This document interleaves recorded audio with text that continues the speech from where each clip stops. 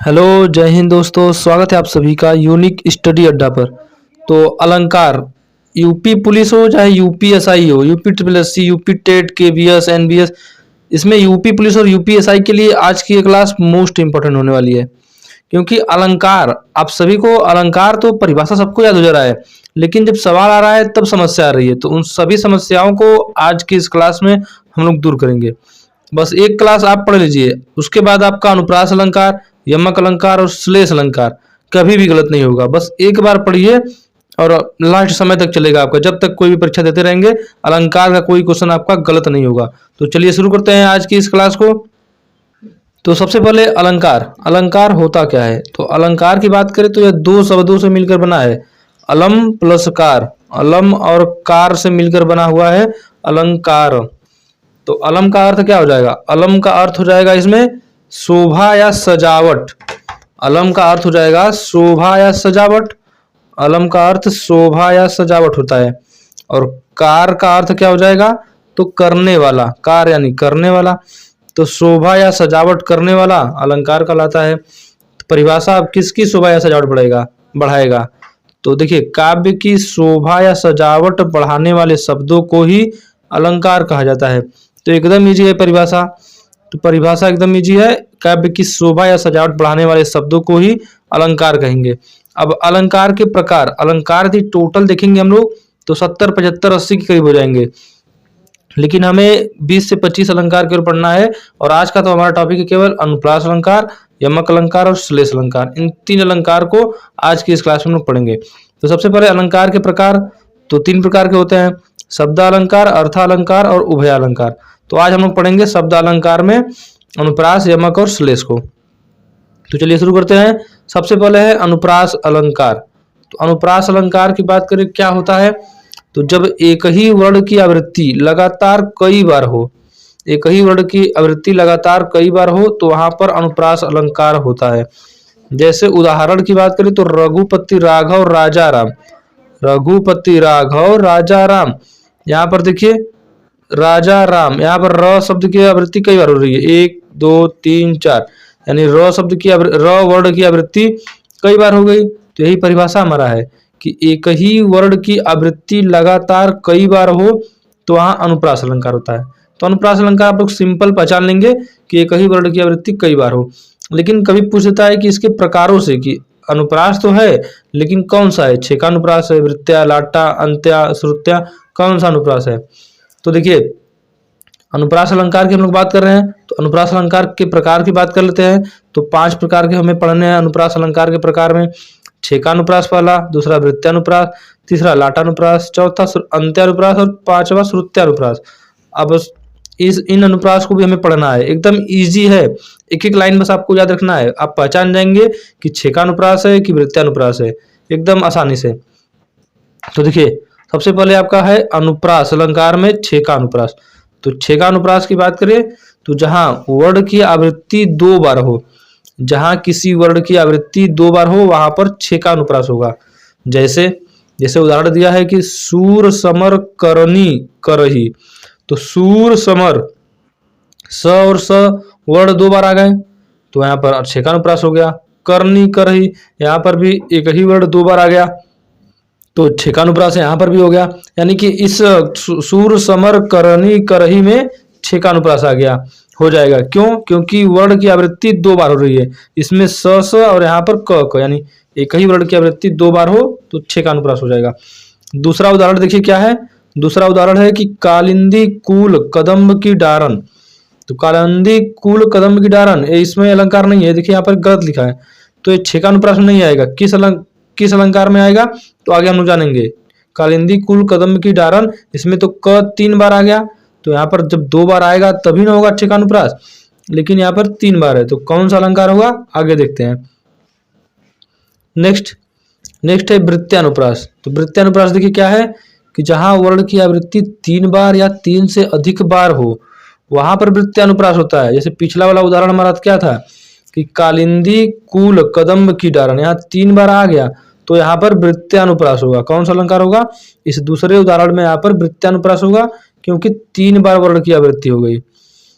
तो और देखिए, जैसे 3 या 3 से अधिक बार है वर्ण की आवृत्ति तो रघुपति राघव राजा राम 4 बार है, तो 3 से अधिक ही है 4, तो यहाँ पर भी हो जाएगा आपका वृत्यानुप्रास।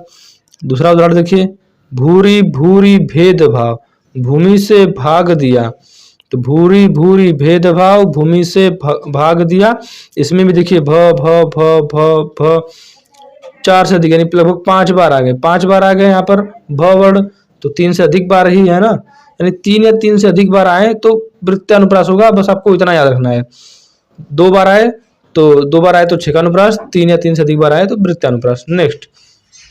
नेक्स्ट है लाटानुप्रास।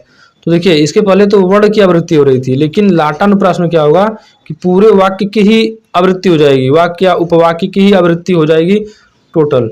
जैसे उदाहरण में दिया है, पूत कपूत तो काहे धन संचय, पूत सपूत तो काहे धन संचय, इसमें देखिए काहे धन संचय पूरा उपवाक्य ही रिपीट हो गया, तो रिपीट यानी आवृत्ति हो गया, तो लाटानुप्रास हो जाएगा। यानी जहां पर भी वाक्य या उपवाक्य की आवृत्ति हो वहां लाटानुप्रास होगा। एकदम इजी है, बस एक एक लाइन आपको याद रखना है, कभी जिंदगी में नहीं भूलेंगे। किताब में देखेंगे तो अलग ही परिभाषा आपको मिलेगा और समझ में भी नहीं आएगा। बस एक क्लास कीजिए, अलंकार आपका यहाँ पर शब्द अलंकार आराम से खत्म हो जाएगा। नेक्स्ट देखिए अनुप्रास में है चौथा प्रकार, इसका चौथा है कि अंत्यानुप्रास। तो इसमें क्या होगा कि अंतिम अक्षर जो होगा या अंतिम अक्षर या वर्ण उसकी आवृत्ति होगी। जैसे उदाहरण दिया है कि प्रभु जी तुम दीपक हम बाती, जाकी ज्योति बड़े दिन राती। देखिए यहाँ पर बाती, यहाँ पर राती, ती और ती आया, यानी अंतिम अक्षर है ना ती और ती, इसकी आवृत्ति हो गया, तो अंत्यानुप्रास हो गया। अंत यानी अंत वाला, नुप्रास यानी अनुप्रास यानी बार बार आना, अनुप्रास का अर्थ ही है बार बार आना, तो अंत यानी अंत वाला बार बार आएगा तो अंत्यानुप्रास हो जाएगा। तो बाती और राती त बार बार आ गया, तो यहाँ पर अंत्यानुप्रास हो जाएगा। नेक्स्ट उदाहरण देखिए क्या है कि लगा दी आकर किसने आग, कहा था तू संशय के नाग, आग में ग लास्ट में, नाग में ग लास्ट में, तो अंतिम अक्षर की आवृत्ति हो गई, तो अंत्यानुप्रास हो जाएगा। एकदम इजी है। नेक्स्ट है कि श्रुत्यानुप्रास। नेक्स्ट और पांचवा है हमारा श्रुत्यानुप्रास। इसमें अनुप्रास का लास्ट भाग है पांचवा, श्रुत्यानुप्रास क्या होगा, तो माधुर्य वर्ग की आवृत्ति। अब माधुर्य वर्ग क्या होता है, तो त वर्ग जो होता है, त वर्ग, इसे हम लोग माधुर्य वर्ग कहते हैं। त वर्ग में कौन कौन से आते हैं, तो त आएगा, थ आएगा, द ध न, ये 5 अक्षर आते हैं त वर्ग में, तो त थ द ध न। यदि इनकी आवृत्ति हो किसी दिए गए काव्य में तो वहां पर श्रुत्यानुप्रास होगा। जैसे देखिए यहाँ पर दिया उदाहरण कि दिनांत था थे दीनानाथ डूबते, सधेनु आते गृह ग्वाल बाल थे। तो देखिए दीना द, था थे द, यहाँ पर आवृत्ति हो रही है किसकी, तो त वर्ग की आवृत्ति हो रही है। त थ द भी उसी में त वर्ग में आता है, था भी आता है, थ ना ये सब त भी आता है, तो त वर्ग में सभी जो त वर्ग के अंतर्गत शब्द अक्षर आते हैं उनकी आवृत्ति यदि किसी काव्य में आपको दिख रही है तो समझ जाइए वहां पर श्रुत्यानुप्रास है। माधुर्य वर्ग या त वर्ग की आवृत्ति यदि कहीं पर हो तो वहां पर श्रुत्यानुप्रास होगा। तो ये हो जाएंगे आपके अनुप्रास अलंकार के भेद के बारे में। उम्मीद है आप सभी को अनुप्रास अलंकार अच्छे से समझ में आ गया होगा, और समझ में आ गया है तो वीडियो को लाइक और शेयर जरूर करें। नेक्स्ट देखिए हम पढ़ेंगे यमक अलंकार। शब्दालंकार में एक दूसरा प्रकार है यमक अलंकार। पहले हमने अनुप्रास पढ़ा और नेक्स्ट है आपका यमक अलंकार। तो यमक अलंकार की बात करें तो यमक अलंकार आपका जब कोई शब्द इसमें 2 या 2 से अधिक बार प्रयोग हो और हर बार उसका अर्थ अलग अलग हो तो वहां पर यमक अलंकार होता है। जैसे उदाहरण देखें तो अच्छे समझ में आ जाएगा कि कनक कनकते 100 गुनी, मादकता अधिकाय, वा खाए बौराए जग या पाए बौराए। यानी कनक और कनक 2 है, अब लेकिन दोनों का अर्थ अलग अलग है। यहाँ पर एक कनक का अर्थ है धतुरा, जो पहला कनक है इसका अर्थ होगा धतुरा, और जो दूसरा कनक है उसका अर्थ होगा सोना। तो ही इसमें दिया गया है दूसरी लाइन में कि वाह खाए बौराए जग, यानी धतुरा को जो कोई खा लेगा तो बौरा जाएगा, या फिर दूसरा अर्थ है कनक का सोना, और सोना को भी यदि कोई पा लेगा तो वह भी बौरा जाएगा। तो कनक कनकते 100 गुनी, यानी कनक का अर्थ है सोना और एक कनक का अर्थ है धतुरा।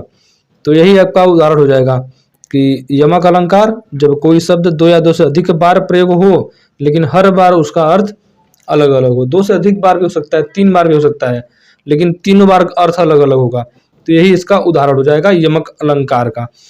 नेक्स्ट उदाहरण भी देख लेते हैं। इसमें दूसरा है कि सबकी बेगम बेगम है। तो इसमें बेगम शब्द 2 बार आया है। तो एक बेगम का अर्थ हो जाएगा पत्नी, पत्नी। एक बेगम का अर्थ हो जाएगा पत्नी, दूसरी बेगम का अर्थ हो जाएगा बिना गम का, बिना गम का। गम का यानी किसी भी कोई गम नहीं है इन्हें, यानी बिना गम का, यानी सबकी बेगम बिना गम की है। इस कवि के अनुसार कि सबकी बेगम, बेगम सबकी पत्नी बिना गम की है। गम यानी कोई दुख चिंता नहीं है। तो सबकी बेगम बेगम है, बेगम का अर्थ पत्नी हो जाएगा, एक बेगम का अर्थ बिना गम का। तो ये हो जाएगा यमक अलंकार। उम्मीद है आप सभी को यमक अलंकार अच्छे से समझ में आ गया होगा। नेक्स्ट देखिए, नेक्स्ट है हमारा कि जब कोई शब्द एक ही बार प्रयोग हो। नेक्स्ट है श्लेष अलंकार। इसमें इसका बात करें परिभाषा की, तो जब कोई शब्द एक ही बार प्रयोग में आया हो किंतु प्रसंग के अनुसार उसके एक से अधिक अर्थ निकले, तो वहां पर श्लेष अलंकार होता है। तो वहां पर श्लेष अलंकार होता है। शब्द एक ही बार हो लेकिन अर्थ एक से अधिक हो। जैसे उदाहरण देखिए, पानी गए न उबरे मोती मानस चून। तो पानी गए न उबरे मोती मानुष चून। तो देखिए पानी, यहाँ पर पानी का अर्थ, पानी एक ही है लेकिन इसका एक से अधिक अर्थ है। मोती के अनुसार इसका अर्थ अलग है, मनुष्य के अनुसार इसका अर्थ अलग है, और चून के अनुसार इसका अर्थ अलग है। चून के अनुसार इसका अर्थ हो जाएगा जल, मानुष के अनुसार इसका अर्थ देखेंगे हम लोग तो मानुष, मानुष के अनुसार यानी मनुष्य, मनुष्य के अनुसार इसका अर्थ हो जाएगा सम्मान, और मोती के अनुसार इसका अर्थ हो जाएगा चमक। इसी पानी का 3 अलग अलग अर्थ है। यदि मोती के अनुसार देखें तो चमक इसका अर्थ हो जाएगा, किसका? पानी का ही मोती के अनुसार चमक अर्थ है। मनुष्य के अनुसार सम्मान हो जाएगा, सम्मान हो जाएगा। चून के अनुसार इसका अर्थ जल हो जाएगा। तो पानी का अर्थ, पानी शब्द एक ही बार प्रयोग हुआ लेकिन एक से अधिक अर्थ इसी के हो गए, ठीक है।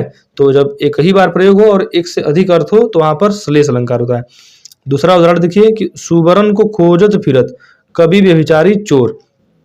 तो सुवर्ण को खोजत फिरत, कभी, कभी नहीं कभी होगा यहाँ पर। तो कभी भी खोज रहे हैं सुवर्ण को, व्यभिचारी भी और चोर भी। तो सुवर्ण को खोजत फिरत कभी व्यभिचारी चोर, ये हो जाएगा आपका श्लेष अलंकार का उदाहरण।